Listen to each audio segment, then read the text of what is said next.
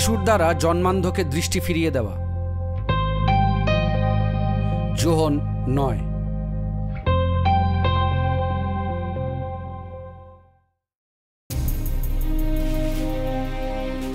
যিশু পথে হাঁটছিলেন, সেই সময় তিনি একজন লোককে দেখতে পেলেন যে জন্ম থেকেই অন্ধ।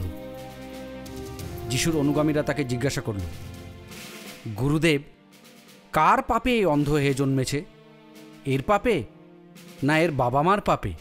যিশু বললেন, এই লোকটির বা এর বাবা মার পাপের জন্য যে এই অন্ধ হয়ে জন্মেছে তা নয়, বরং এই ব্যক্তি অন্ধ হয়ে জন্মেছে যাতে আমি যখন তাকে সুস্থ করি তখন যেন লোকে ঈশ্বরের শক্তির প্রকাশ দেখতে পায়। যতক্ষণ দিন আছে ততক্ষণ যিনি আমায় পাঠিয়েছেন তার কাজ আমাদের করে যেতে হবে। যখন রাত আসবে তখন আর কেউ কাজ করতে পারবে না। আমি যতক্ষণ এই জগতে আছি, আমিই এই জগতের আলো।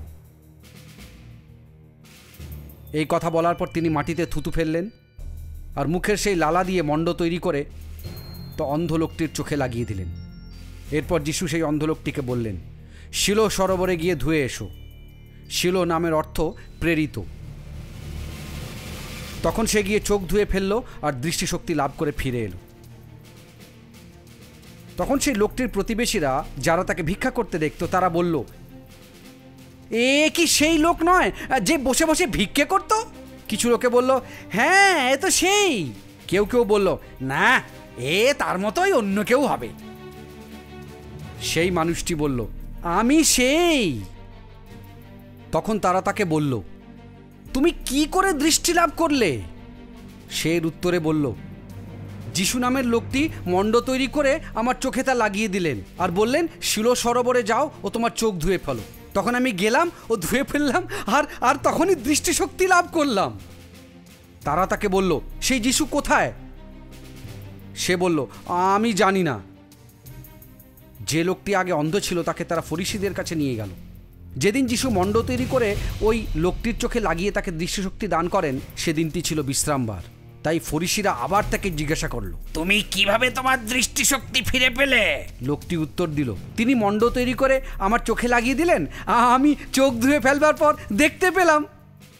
ফরিসীদের মধ্যে কেউ কেউ বলল, এই লোক ঈশ্বরের কাছ থেকে আসেনি, কারণ এ বিশ্রামবারের নিয়ম মানে না। আবার অন্যরা বলল, একজন পাপী কিভাবে এই সব অলৌকিক কাজ করতে পারে? তাই এই নিয়ে তাদের মধ্যে মতভেদ দেখা দিল। এরপর ইহুদি নেতারা অন্ধ লোকটিকে আবার জিজ্ঞাসা করল, যে লোকটি তোমায় দৃষ্টিশক্তি দিয়েছে তার বিষয়ে তুমি কি বলো? লোকটি বলল, তিনি একজন ভাববাদী। লোকটির বাবা মাকে না ডাকা পর্যন্ত ইহুদিরা বিশ্বাস করতে চাইল না যে সে অন্ধ ছিল আর এখন দৃষ্টিশক্তি লাভ করেছে।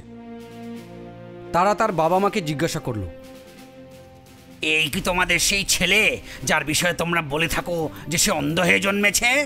তাহলে এখন দেখতে পাচ্ছে কি করে? এর উত্তরে তার বাবা মা বলল, আমরা জানি এ আমাদের ছেলে আর এ অন্ধই জন্মেছিল, কিন্তু এখন কিভাবে দেখতে পাচ্ছে আমরা জানি না, আর এও জানি না যে কে একে দৃষ্টিশক্তি দিয়েছেন। একেই জিজ্ঞাসা করুন, এর যথেষ্ট বয়স হয়েছে, নিজের বিষয় নিজে ভালোই বলতে পারবে। ইহুদি নেতাদের ভয় তার বাবা মা এই কথা বলল, কারণ ইহুদি নেতারা আগেই স্থির করেছিল যে কেউ যদি যিশুকে ত্রাণকর্তা বলে স্বীকার করে তবে সে প্রার্থনা সভা থেকে বিতাড়িত হবে। এজন্যই তার বাবা মা বলেছিল, এর যথেষ্ট বয়স হয়েছে, আপনারা একেই জিজ্ঞাসা করুন। তাই যে অন্ধ ছিল, ইহুদি নেতারা তাকে দ্বিতীয়বার ডেকে বলল, ঈশ্বরকে মহিমা প্রদান করো, সত্য বলো, আমরা জানি ওই লোকটা পাপী।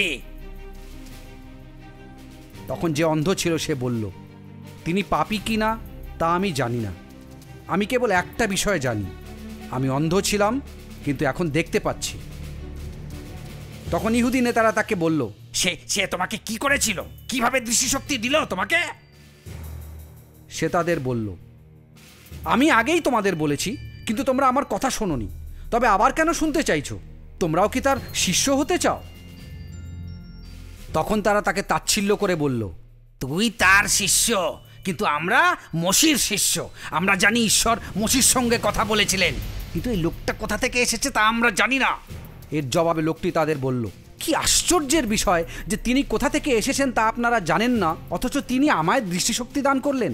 আমরা জানি যে ঈশ্বর পাপীদের কথা শোনেন না, কিন্তু ঈশ্বর তার কথা শোনেন যে ঈশ্বরের উপাসনা করে এবং ঈশ্বর যা চান তাই করে। একজন জন্মান্ধকে কেউ যে দৃষ্টিশক্তি দান করেছে এ কথা কেউ কোনোদিন শোনেনি। ওই মানুষটি যদি ঈশ্বরের কাছ থেকে না আসতেন তবে তিনি কিছুই করতে পারতেন না। এর উত্তরে তারা তাকে বলল, তুই তো পাপেই জন্মেছিস, আর তুই কি না আমাদের শিক্ষা দিতে চাইছিস? তারপর তারা তাকে তাড়িয়ে দিল। যিশু শুনতে পেলেন যে ইহুদি নেতারা তাকে সমাজগৃহ থেকে তাড়িয়ে দিয়েছে। তখন যিশু তার দেখা পেয়ে তাকে বললেন, তুমি কি মানবপুত্রের ওপর বিশ্বাস করো? সে উত্তর দিল, মহাশয়, তিনি কে? আমায় বলুন, আমি যেন তাকে বিশ্বাস করতে পারি।